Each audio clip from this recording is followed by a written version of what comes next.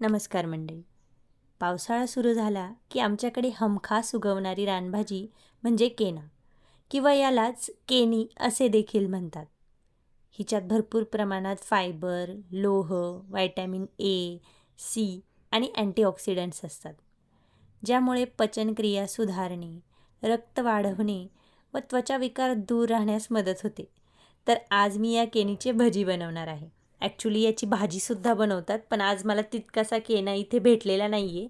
तर जितकी पानं आहे म्हटलं याचे भजी पटकन बनतील, तर मी आज याचे भजी बनवणार आहे. तर आता मी ही केण्याची भाजी उपटून घेतलेली आहे, जितकी पण आजूबाजूला मला सापडलेली आहे. आणि यानंतर मी ही पाने स्वच्छ करून म्हणजे ही भाजी निवडून घेणार आहे. आता मला हा भरपूर सारा केण्याची भाजी भेटलेली आहे. तर याला अशी निळी फुले असतात, जी तुम्ही बघू शकता. तर आता मी ही यातली पानं जी आहेत चांगली चांगली ती बाजूला करून अशा प्रकारे धुवून घेतलेली आहेत. ती एखाद्या सुती कपड्यावर टाकून अशा प्रकारे थोडीशी सुकवून घ्यायची आहेत. त्यानंतर थोडंसं बेसन पीठ घेतलं आहे, त्यामध्ये ओवा आणि आपलं लाल तिखट टाकलेलं आहे, मीठ टाकलेलं आहे, बस. आणि आता थोडंसं पाणी टाकून एक चांगली कन्सिस्टन्सी येईपर्यंत, जास्त पातळही नाही आणि घट्टही नाही, अशा प्रकारची कन्सिस्टन्सी येईपर्यंत आपल्याला हे पीठ ढवळून घ्यायचं आहे, ज्यात गुठळ्या राहता कामा नये.